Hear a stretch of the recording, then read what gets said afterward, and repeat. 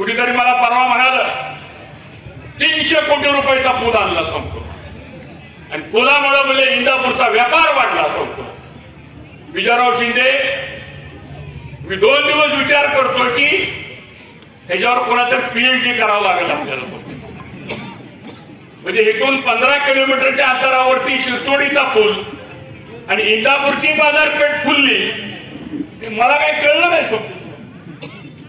अरे पूल आणला, इंदापूरचा शहराचा व्यापार नाही सुधारला, पण तुमचा मात्र पुलाच्या ठेकेदारीमध्ये व्यापार झाला ही साऱ्या जगाला माहिती आहे.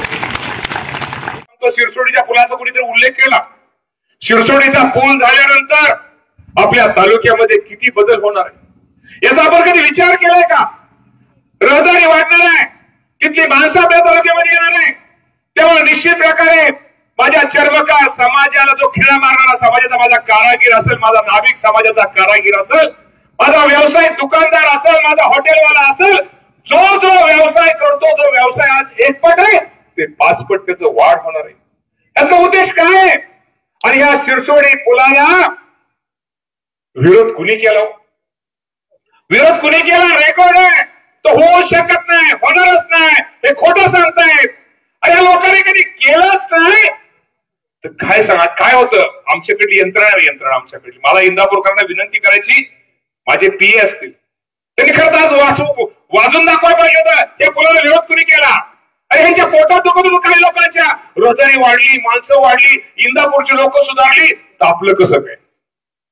आपलं कसं काय म्हणणारी माणसं ही खरं तर या मी तुम्हाला प्रामाणिकपणे माझ्या पीएची पण चूक आहे. अरे ज्यांनी शिरसोडी पुलाला विरोध केला, मला पत्रकार बांधवांनी विनंती करायची, का तुम्ही दाखवताय? दाखवा, खरं दाखवा. मी जर चुकलो असेल माझं दाखवा. शिरसोडी पुलाला विरोध म्हणजे इंदापूरच्या विकासाला. अरे काय चाललंय काय? अरे तुम्ही लोकांचं जनतेवर मत मागता, तुम्हाला काय अधिकार आहे?